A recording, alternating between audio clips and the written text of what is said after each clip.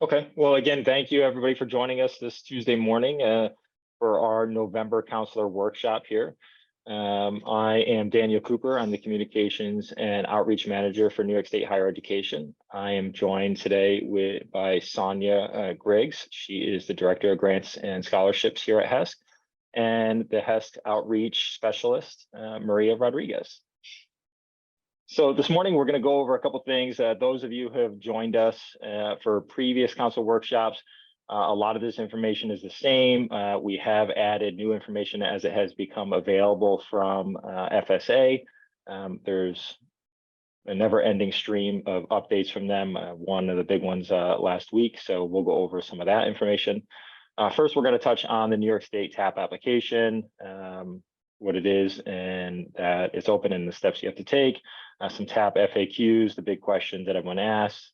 We're going to touch on the DREAM Act and how it relates to programs like TAP and Excelsior and what it is. Then we're going to jump into the FAFSA, the FSA. Obviously, everybody knows the FAFSA starts with the FSA. There's a lot of changes this year with the FSA. We're going to touch on those changes and why it's so important that everybody knows of those changes. Then we're going to touch on how to prepare for the 24-25 FSA. There are, again, some really big changes for that. There's some big changes not only to the questions and the content and the way it's calculated, but also the order that it has to be done in to really kind of make it as smooth of a process as possible. Then back to the New York State, we have the New York State FAFSA Completion Initiative. We're going to touch on that, what it is and how it can be valuable to your school and your students. And then we're going to close up with some upcoming events, what those events are, who they're for, and then any questions you guys have. Okay, so the New York State Aid Payment Application, TAP. Everybody knows what TAP is. The big thing this year, obviously, is that the FAFSA is delayed. So typically they both open at the same time. This year, we have opened the TAP prior to the FAFSA. Now, obviously, we have some changes with the order there because we get some information from the FAFSA to help verify the TAP application, but we also don't want to restrict students getting a jump on their financial aid process, so we opened it early. Sonia, you'd have a better insight of this, but I think we've had a resounding response so far, a really great turnout with the TAP application. So, you know, everything is going great. But what does that mean? What does it mean to open the TAP before the FAFSA?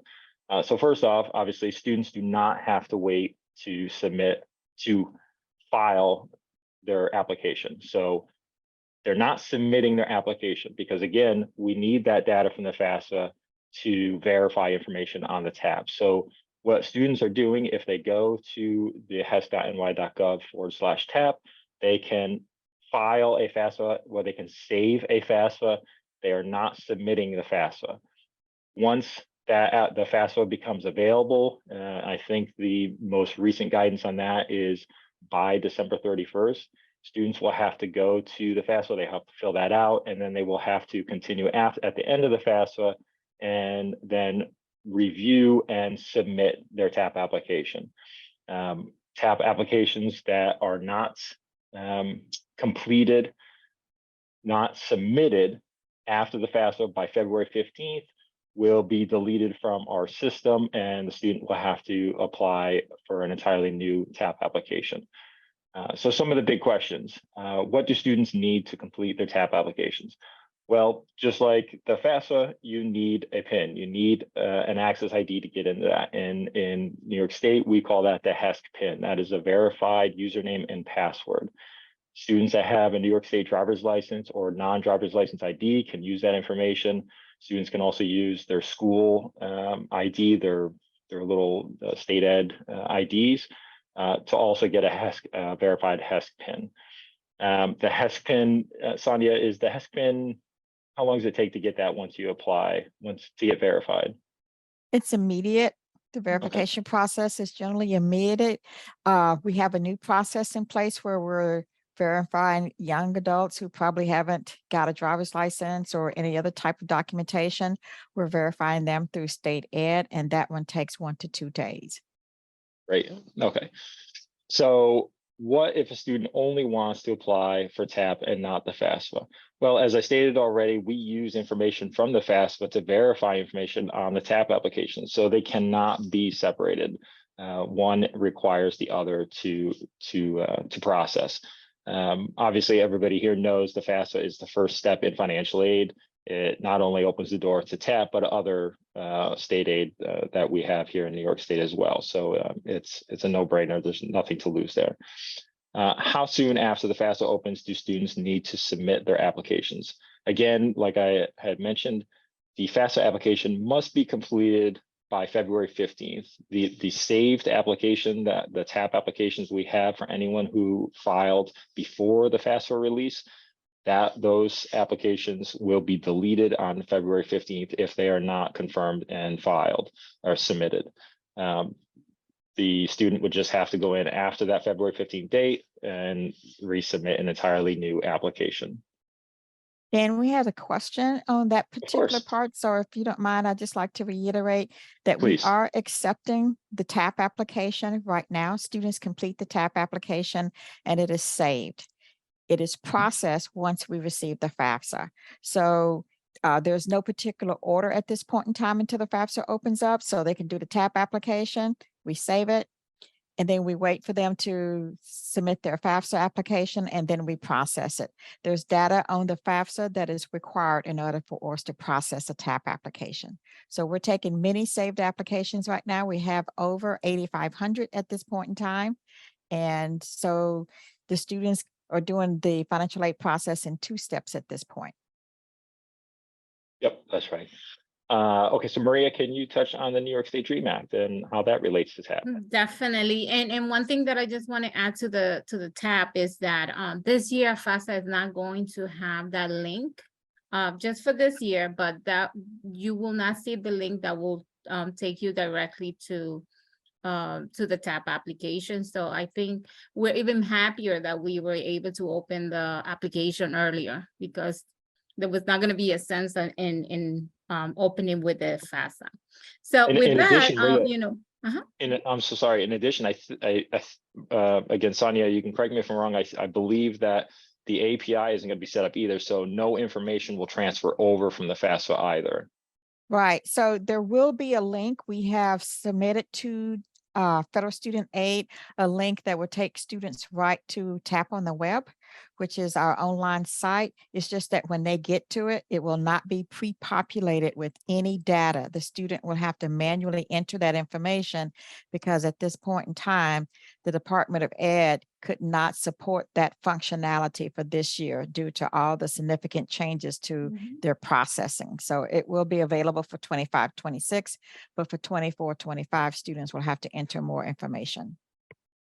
But yeah, and you know, and I'm so happy to talk about the DREAM Act, because this is a program that I think have opened the door to so many students that were not allowed to apply for state aid in the past, and now they're able to do it.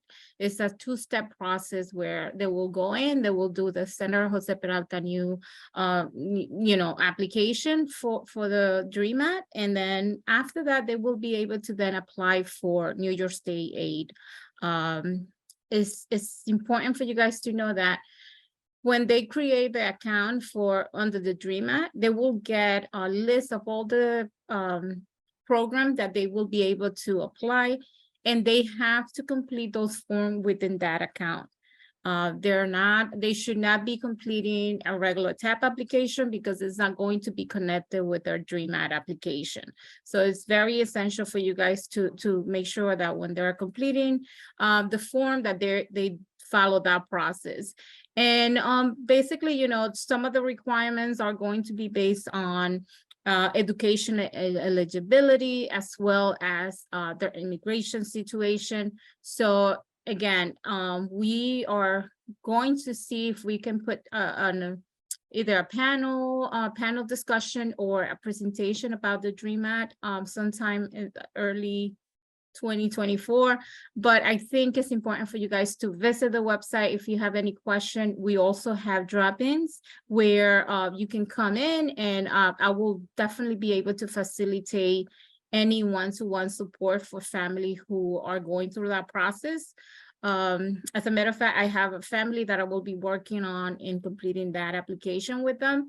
And last time that we did the presentation, I think our DreamAt application didn't have the correct academic year. I believe that problem has been solved. So when you are assistant student, you should be able to see the 2024-25 academic year as the year that they are applying to. But just, you know, connect with us, and we will definitely be able to help students take advantage of this program. So Sonia, we have another question here you might be able to answer. So as of right now, the income limit for the Excelsior program remains at 125,000 federal adjusted gross income. So there's always talks each budget year of raising the limit, but as of right now, the limit for the current year 23-24 is 125,000. If the limit is raised, it would be during the budget year and announced on April 1st when the budget is released. But as of this time, we don't anticipate any increase. We anticipate it remaining at 125,000 adjusted gross income. And I see So- that there's a question for the DreamAt application. It's open, yes. So the DreamAt application never closes. It's open, it's available for students to complete at any time. It's just that it has to match the deadline of the program that we offer. So it's open now for 2024-2025 academic year, where you will then get a list of the program that they will be able to apply, such as TAP, Excelsior, etc. Great. And then we had one more question about the TAP application and it populating with the FAFSA information. So I'll answer that in two parts, and Sonia, you can feel free to add anything here. If a student goes to the TAP website and they fill out the TAP application prior to the FAFSA's release, that application will be saved. When they go, that student goes and applies for their FAFSA, at the end of that, there will be a link to go to the TAP application. They'll have their information that they have already submitted in that application. If they have not filled out that application, no information will come from the FAFSA to the TAP. They will have to fill all that information out again. I think, what is there, like 7 parts, I think, Sonia, or something like that. So right. The student, if they already have that saved application, the student will have to go through each section and confirm their information, and they can make changes if they wish at that time. And then they'll have to go through the same process and then confirm and submit the application at the end. If all the information is the same, that won't take very long. It's literally just confirming the information. Again, if the student has not done that, then they will have to complete the TAP application from scratch from the start. No information will come over this year. The FSA has said that they'll have that available, the API available next year. Correct. And then there's another question about the Excelsior deadline. So the Excelsior is open each term, so each semester, fall and spring. So the fall semester deadline has passed. So fall of 23, the semester that we're in, has passed. We anticipate opening up spring of 24 around December 17th. There'll be 45 days for students to complete the application, and then it will close around the end of January. So the application for the spring of 24 is for students who are already in college. For students, for many of your students that you're talking to right now who are still in high school, the application for fall of 2024 will open up around July, and we'll send out notices, and it'll be on our website that the application is open. And I think there's another question about the DreamAt. So to clarify, DreamAt do not complete TAP, correct? No. So you will complete the DreamAt application. Within that application or that account, you will get a list of all the programs that we offer for financial aid, TAP, Excelsior, and many other. And then they will apply to TAP within the DreamAd application. They cannot complete a regular TAP application because it will not connect with their DreamAd account. So then there's still some questions about how the TAP application is completed. So let me just go through it. A student can right now, there's two ways to complete the TAP application. They can complete the application right now from our website. As I mentioned, we have over 8,500 students who have completed the TAP application. So when they complete that TAP application, we save it. We need the FAFSA to complete the application. So it's in a saved status until they complete their FAFSA. Students can complete the FAFSA and then do their TAP application from a link at the end of the FAFSA, but it's taken them to a blank application because this year the Department of Ed is not passing over information from the FAFSA to our TAP application. There are 7 states that use FAFSA data to complete their state applications, and the Department of Ed is not able to support the completion of applications or the pre-populating of information on the state application for the 24-25 year. So students will be presented with a blank application when they connect from the FAFSA that they will complete and then submit the application. So there are 2 ways to do the TAP application. Both require the FAFSA. So they can do the one that's right now on our website and submit their FAFSA later when the FAFSA opens, or they can wait until the FAFSA opens and complete an application for TAP at the end of their FAFSA. We gave students more opportunities to complete the application this year, but they still need to do the FAFSA. And there's another question about the Excelsior, comparing it with the Jose Peralta DreamAd. So the DreamAd is a questionnaire. It's not a scholarship or a grant. The first step for students who are not eligible to receive federal aid is by completing the DreamAd application or questionnaire. And then after they do that, then they will be able to apply for a state aid program, such as TAP, Excelsior. And then we can move on, and we will have a session of questions at the end as well. Yep, I'll just touch on the one more question here. The TAP application will be the same. It is not a different application if you do it before or after the FAFSA. It's solely a convenience thing that students can get a jump on their TAP application now, and they can get that off their plate and then prepare for the FAFSA, which we're about to get into. So there will be no difference on the time, when they submit that before or after. Okay, and then I think we have one more here for Excelsior. Let's see. How will current high schools be notified? Sonia, I think you'd be better with the notifications here for the Excelsior. I'm not sure on the timing. We send notifications out to students who have signed up to receive notifications from us. We have a link for each of our programs where students can sign up, or parents, or any others who are involved in the students' higher education process. They can receive those notifications to know when applications open up. And usually it's also an announcement that our governor will announce publicly to promote the opening of the application. And we will continue probably to have drop-ins, to facilitate assisting students during the summer as well. So just make sure that you stay connected with the Start Here, Get There website, where we will be posting the calendar of event for the summer. And then one last question on Excelsior is, do families need to apply every year? They do. Once a student has submitted an application, they don't have to apply for Excelsior every year, but they do have to apply for TAP and do their FAFSA every year, because we have to verify the income each academic year. So the Excelsior is a one-time application, but the student who's receiving Excelsior needs to apply for TAP and do their FAFSA each academic year they are enrolled.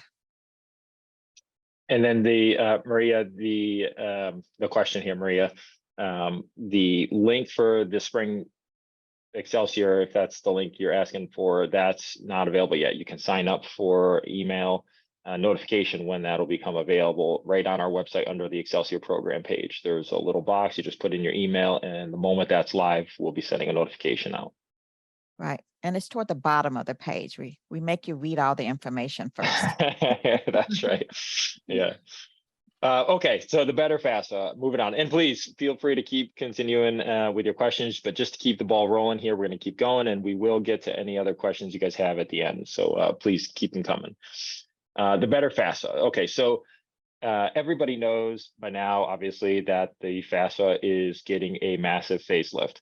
It is the first one in over 40 years. It is in part because of two massive legislation passes, one called the Future Act and one called the FAFSA Simplification Act. So there's a whole bunch in this, and we're not going to spend a lot of time on what that is.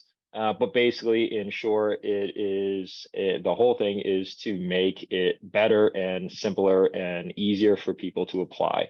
The issue, I guess, that has led this to this is that states have noticed or finally taken a lot of notice to the amount of money that is being left on the table from the federal government.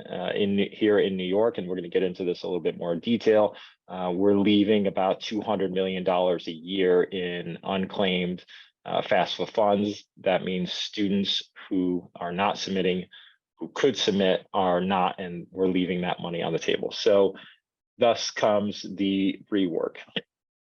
Obviously, there are a lot of things that we still have to figure out and work out. And we're still waiting on guidance on a lot of those. But what are the changes, right? And I guess all the changes start with the FSAID. It has become very important, whereas in previous years, not that it wasn't important, it was maybe less important.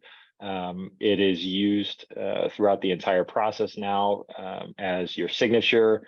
It's used as your identifier to start it as a contributor. So first off, it is 100% required. There's no getting around doing an FSAID. If you are going to contribute information to the FAFSA, you absolutely have to have an FSAID.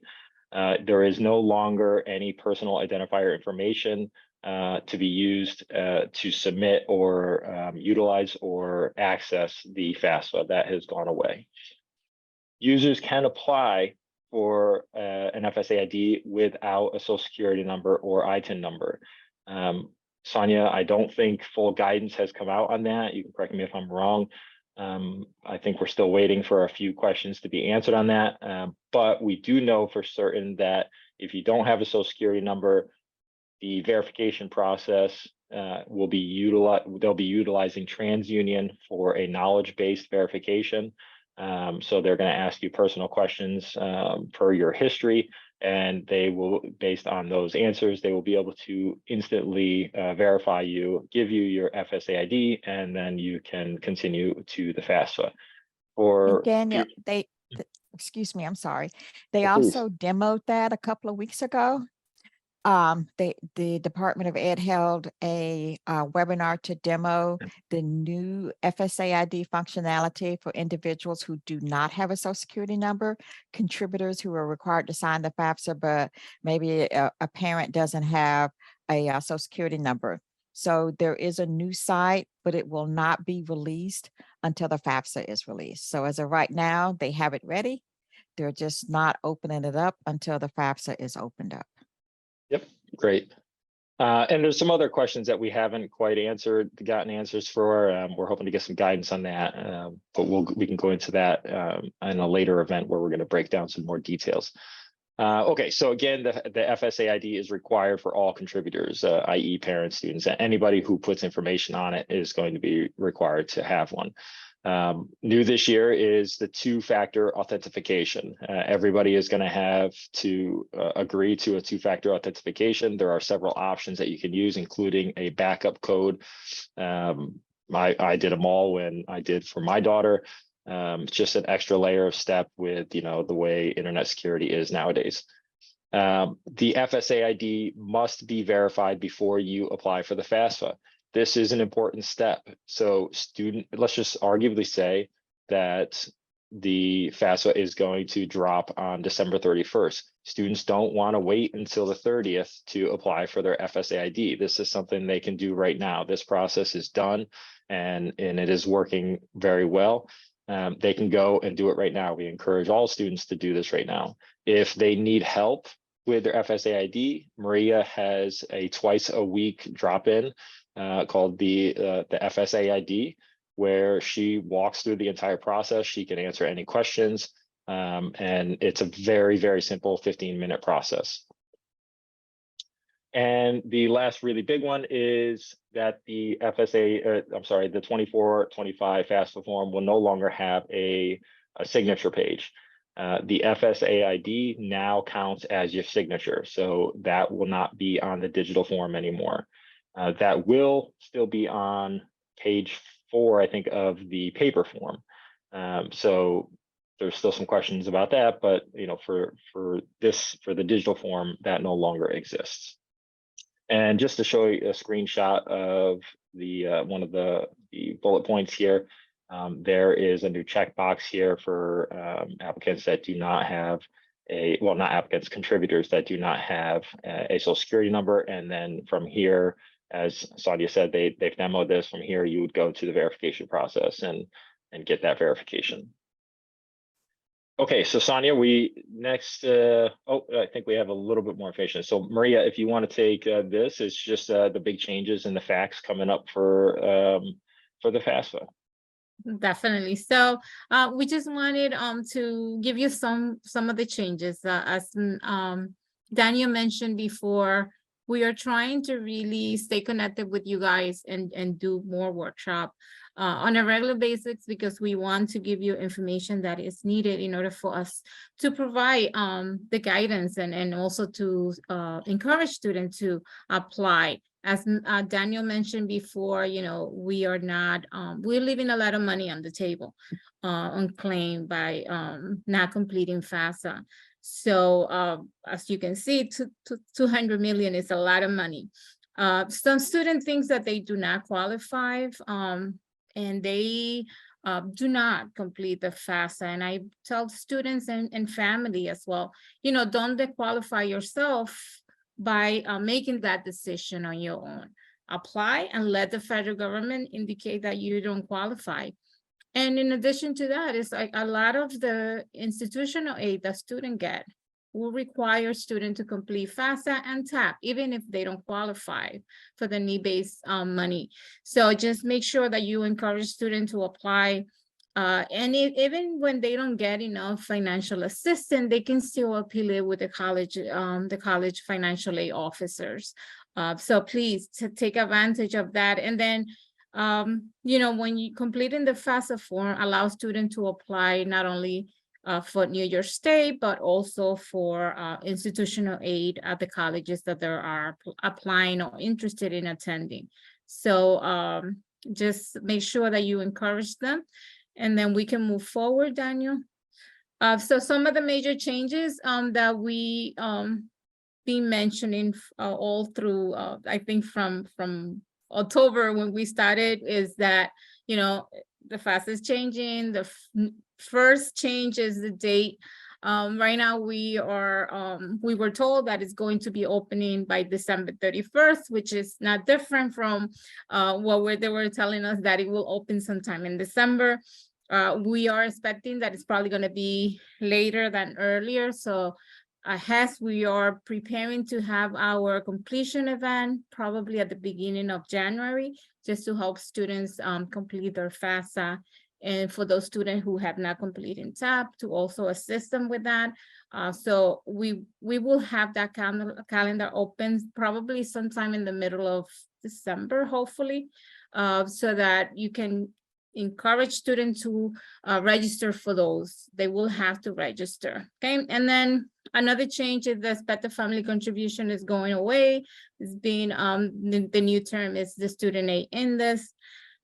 The number of questions, again, I think that's really nice, but then, from 108 to 30 or 60, depending on the family income situation, we just know that we need to encourage students to create that college list so that they know how our college going to be collecting that information that FAFSA is not collecting anymore, right? And then, you know, this is another great change from 10 colleges that they were able to add to their FAFSA application. Now they will be able to add 20. And, you know, everyone who income reported on the FAFSA must have a verified FSA ID. I think Daniel went through that.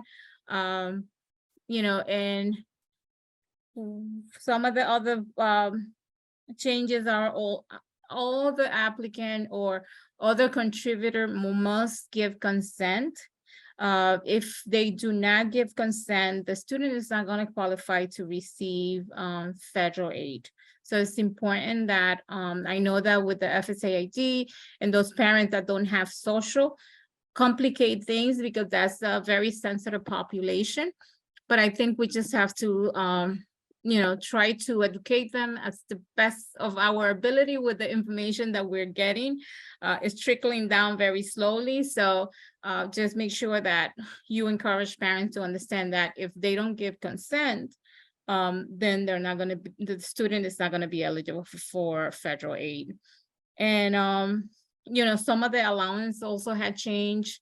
There are significant changes to the assets contribution component of in the SAI formula. So, and the definition of family size has also changed. So again, changes that are going to affect the way that we complete the form. And hopefully all those changes are going to improve or you know, make student more eligible for more aid, but there are other that are going to be confusing at the beginning. So. Okay, so what do the contributors need to complete the FAFSA? As we've said a million times already, the FSA ID is absolutely required. So contributors are going to need their tax returns. You're going to need things like the child support you've received, any federal benefits you've received. And this is a little bit different this year with the asset information. Again, as Maria pointed out, the SAI is a very big change this year.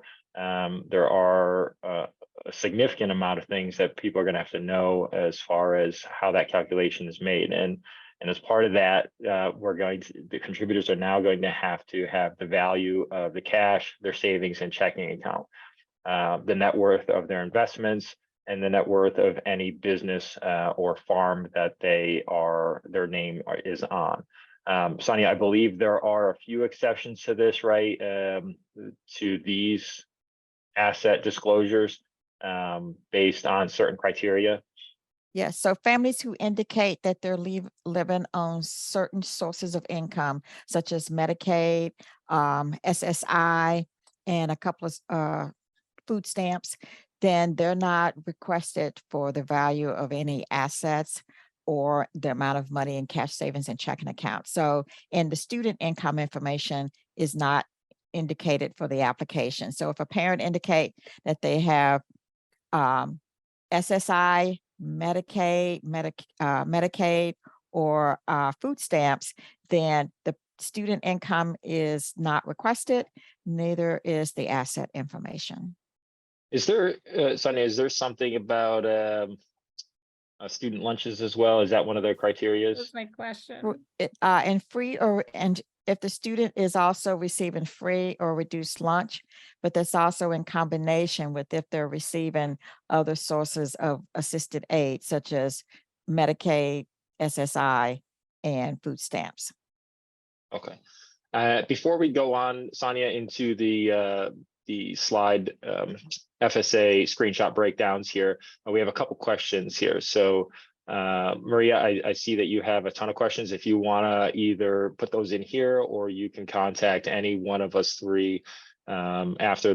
We'll have an email here. You can send us the questions, you know, whichever is easiest for you. This PowerPoint will be shared afterwards. So yes, we'll send out the recording to this as well with the PowerPoint. And then there's a question: what if a student has applied for more than 20 colleges? Could I answer this one? Please do. So if a student has applied to more than 20 colleges, they need to isolate their top 20 first. And then those are the first ones that they'll put on their FAFSA. Once they get the results of their FAFSA, once they have received an email from the Department of Ed saying that the application has been processed, they can go in, delete the 20 that are there, and then add the others that they needed to add.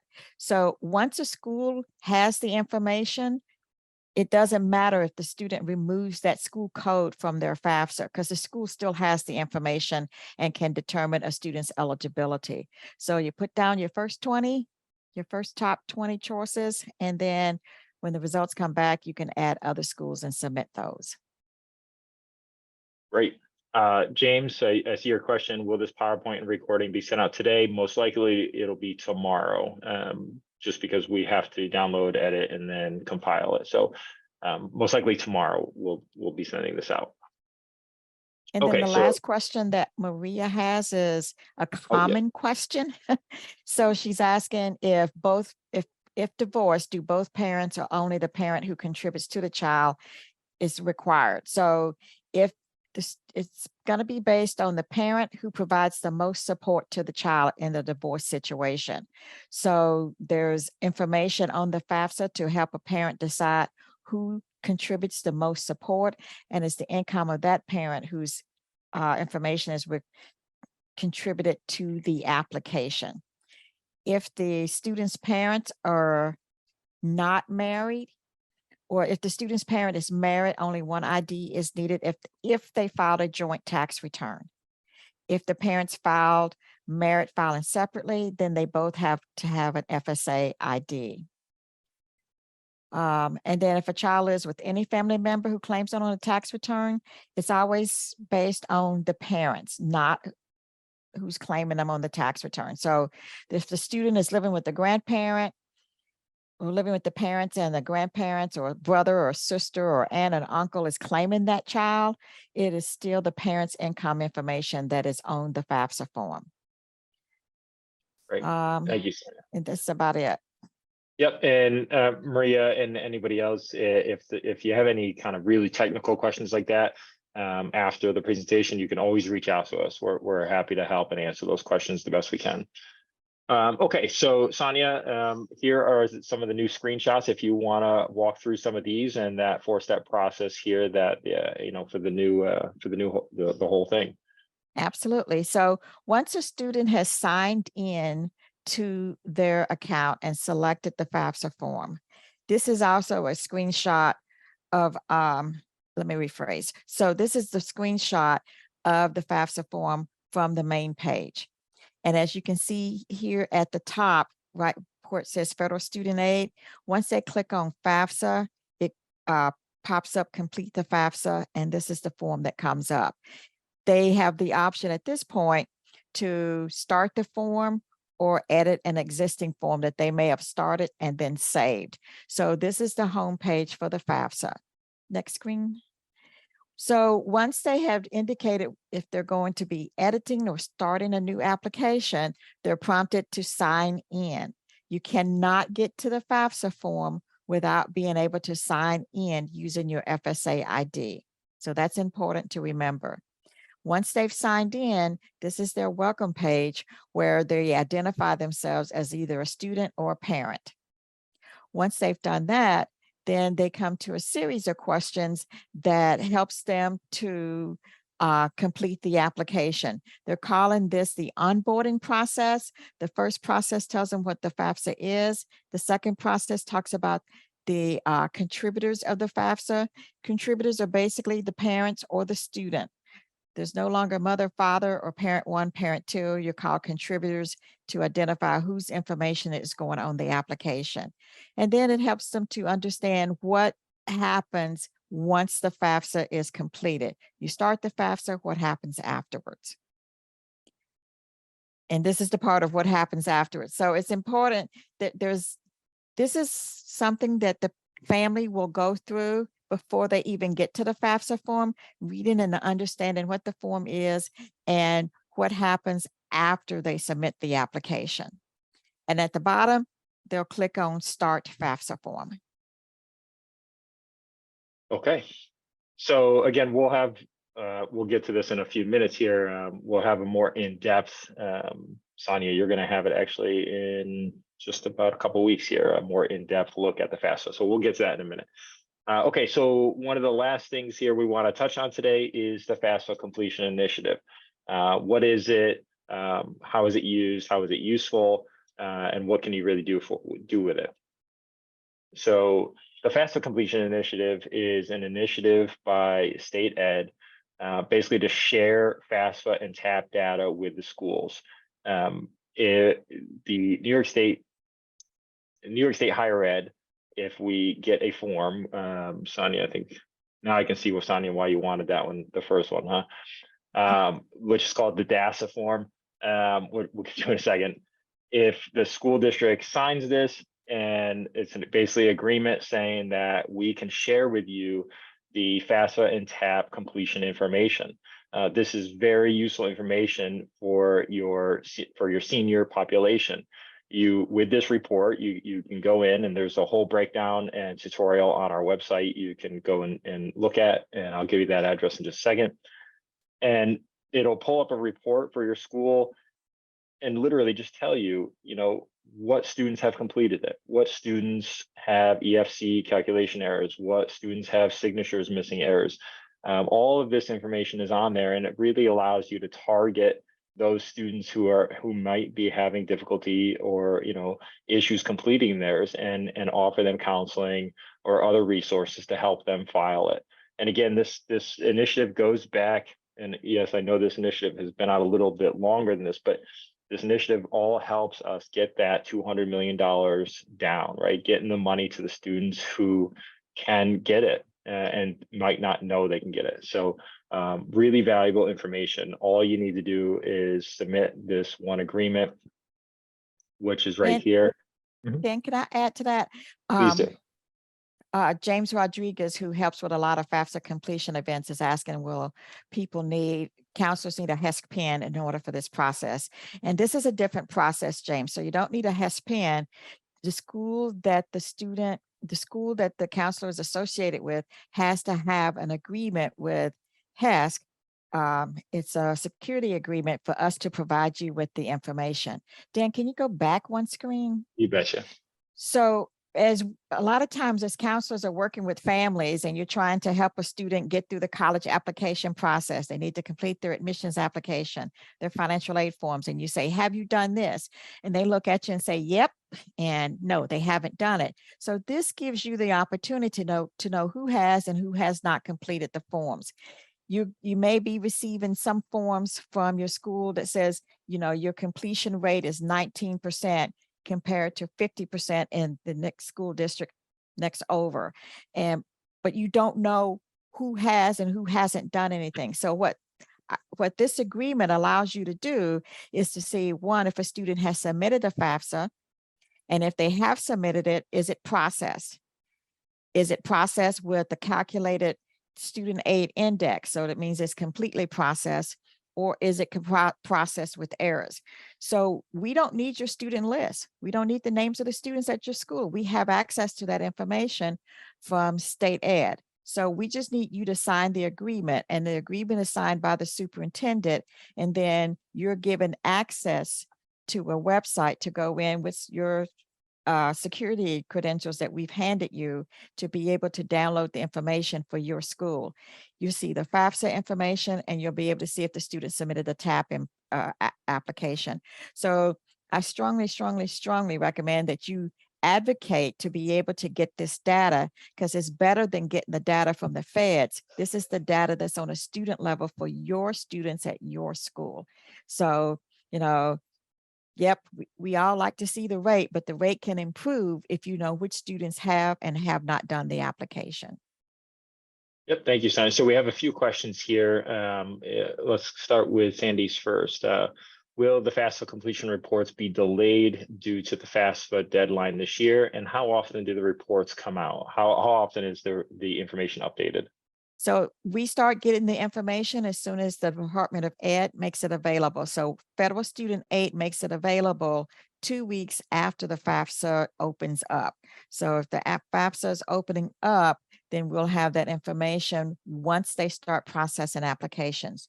So one thing to note is that the FAFSA will open up by December 31st or January 1, but they won't be processing the applications and sending information to schools, to colleges, until the end of January. So they're doing their new system, they're opening it up in stages. And any errors that they find, they fix those before they move to the next stage. So we expect to have FAFSA completion data either mid-January or the end of January. Okay, and there's somebody requested the DASA slide, so there's the web address. And I just posted the FAFSA completion initiative here. Let me put it right in the chat here. There's also a question on the languages. We were told at a presentation that as of right now, the only languages available are English and Spanish, but there is talk that they want to expand the languages, but this does not appear to be happening for the 24-25 academic year. Okay, great. Okay, so if there's no more questions on I think this. there's a question, and I don't know if we can help, from Sandy. Saying I see it that now. the school and the network have very similar names. We do have that issue where you can have someone named Tom Jones, and depending on their status, they may have a similar birthday. So for many students who come through immigration assigns a birthday of January 1 and a different year. So that is why we need some type of identifier. For HESC, we use identifiers, social security number. We also can use their school ID number, and we can also use their state issued ID that is coming from state ed. So we have 3 options there. Oh, and a driver's license number. And I think her question is about the school, that they About have the FAFSA similar- completion initiative, right? So she's saying, Sandy's saying that several schools within the Bronx have nearly identical names, and it's hard to Get their data. Exactly. So, Asani, I'll let you answer that, but I think they won't have access to the other schools, right? Right, they'll only have access to their school. Yeah. Right. So And even if the they select the ID wrong one. and the information we're sending you are for students who have a social security number. So it's very specific to them as a social security number. But then what happens when the school gets the information, they may have the name, but they may have the same name, but they don't have the identifiers that we have. So we can tell which student it is, and they may not be able to tell which student it is because due to privacy, we can't give them the social security number or the I school understand. ID or information like that. So they I may got you. have 3, Tom Jones, when they can't identify which one is which. Right. Understood. Sally, so you said, how do students get access to the FAFSA completion reports? Your school district would have to sign a DASA agreement, and then that information would be sent to you along with sign-in credentials. I put a link in the chat to the completion initiative info page, as well as the hesc.ny.gov/DASA for the agreement. And it takes about 2 weeks for the agreement to go through. Legal counsel looks at it first, just to make sure the school is in fact eligible to receive the information. And then it comes to me to security to set it up. And then we look at it as the data starts getting sent to schools. And then James asked if the DASA agreement is different for New York City schools. I don't believe that is. I think it's just one agreement. Right. Most schools that are signed up are from New York City, though. So that's why I have a focused effort to get the upstate and the other schools, outside of New York City to sign up. And yes, Irma, have your students start doing their FSA ID right now, because that's the first step in getting the application process. Not only your students, but your parents need it too. I've done a couple of FSA ID workshops here in my area, in the Syracuse area, and parents come in complaining and griping that it's going to take them forever. And they're surprised it only takes them 5 to 7 minutes because it's just information on themselves. Okay, so I think that was all the questions here. So we're gonna end this here with the upcoming events. So Maria does a whole bunch of events every week, including the What Seniors Need to Know. Maria, it might be better for you to break these down, actually. These are more your world. Yes, definitely. So yeah, so I'm very busy. I'm doing What Senior Need to Know, a financial aid presentation where we review all the financial aid sources, the application process, Tuesdays and Thursday at 6. And then I do the Creating Your FSA ID presentation where I do a walkthrough of the process of how to create your account, Mondays and Fridays. I believe for December, we probably will be having it maybe once a week, but that will be updated on the Start Here, Get There calendar. And then I do drop-ins where, you know, I'm there to help students that might be having questions, or parents, and then, you know, provide them with resources, or explain any concern that they might have about the process of studying TAP, or any question that they might have about the financial aid process. And then, you know, we're doing the counselor FAFSA application walkthrough that is coming up, just to walk you through the process of the new form. And also, you know, there's a lot of information from the federal aid also about that process, but we will be having our own. So yeah, and then we will be putting the calendar for FAFSA and TAP completion event, either the middle of December, the end of December, so that we can start the new year helping students complete the application. So please just stay connected with the Start Here, Get There website for our event, and I will hope to see some of your students in those events. Yep. And just to reiterate the in-depth counselor FAFSA app walkthrough, that is our next counselor workshop for December. That's December 13th. Sonia and Mike Turner are going to be going step by step through the FAFSA along with NYSFA, right? That's a partnership with NYSFA. That is actually January 5th, because we're waiting until the FAFSA comes out to do the demo site. Doesn't come out until the FAFSA comes out. And Yeah, so it's Friday, January 5th from 10 to 12:30. And it will be recorded. So if you register for the webinar, you can look at the recording later. The information about the webinar is going out this afternoon. I've gotten 2 emails this morning to approve the content. And so once I've done that, it will open up, and we will send the same information out to you guys who are signed up to get information from us, the counselors who have signed up to get information from HESC. Great. Okay, a whole bunch of questions here. Okay, can we please get your emails? Okay, we can add those here. Let's see, where can I find parents? Oh, okay. So, Maureen, you asked about the parent resource tip sheet. Those are being finalized right now. We're hoping to have those out probably, I'm hoping in the next week or so. We are rushing to try to finalize the entire resource toolkit that we're putting together for the FAFSA, which will have everything for schools, for students.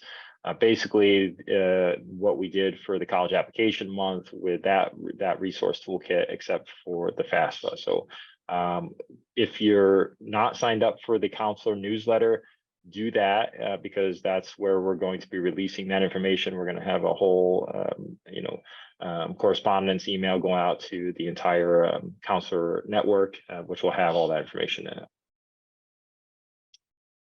Okay, what else we got here? It says the data agreement, we need to contact, okay, for New York City schools. So there is a difference, Sonia, in the New York City, it says you have to contact them for it. I wasn't aware of that, yep. Okay. So I guess there is a different procedure for New York City, instead of just going through the regular DASA. I think because of the way the school districts are formed down there, they have done it as themselves, and then the schools get the information from that general source. Okay. And how do I sign up? Is that a question for the FAFSA completion? Because you could just go to the chat, and there's a link right there in the chat session for the webinar that has the FAFSA completion program page. And you can use that to sign up. Well, to get the agreement to sign up. Okay, and lastly, here we have a bunch of resources. Again, don't feel like you have to copy these down. We're going to send this presentation and video out to everybody. Lots of really good information on here. Obviously, the FSA outreach YouTube is a gold mine with FSA information. It has all the latest updates on it. The pre-college services at HESC.ny.gov. If you want to submit for any FAFSA events, completion events, or one-on-one workshops. So Maria and her team will get back to you on those. To start here, get there for all the events, of course. That has all the latest updated information on all of our events that Maria has outlined before. You can go there, and a lot of them you don't need registrations for. They're open. You can kind of just drop in and pop in whenever between those times, and Maria will help you out. And then a bunch of the NCAN and the initiatives and the federal aid resources. Okay, so any other questions here before we wrap this The up? last question is, where is the link for the counselor newsletter? Sure. Yeah, let me put that in the. Let me just get back to the home page here.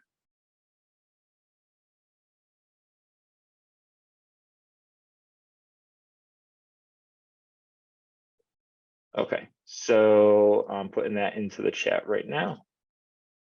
And you can sign that, and your name will be added to the newsletter. And the next newsletter should probably be going out next week, I think, Maria, right? So we're right in December for that.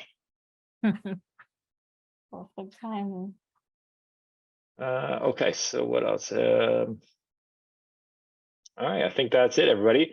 And again, if you have any other questions, you can always get a hold of us, the path at HESC.ny.gov, and we can answer any questions you have. I'm sorry I didn't put that up here, so it's just here. I can put that in the chat.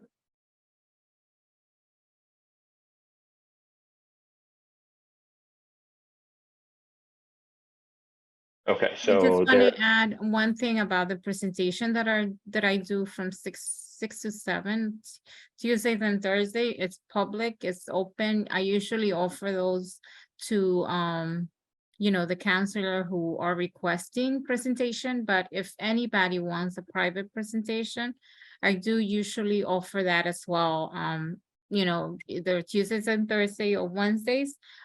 7 p.m., 7 to 8. So if anybody's interested, please don't hesitate to request the private presentation. And you can use the pre-college services at HESC.ny.gov for that request. We'll get that request. That's what that email is for. And then Maria will reach out to schedule that with you guys. Okay, everybody. Well, listen, this was a fantastic presentation. Thank you, everybody, for joining us. Again, we'll see you in December, and all the fun that December is going to bring for us all. So happy holidays to everybody, and we'll see you next month.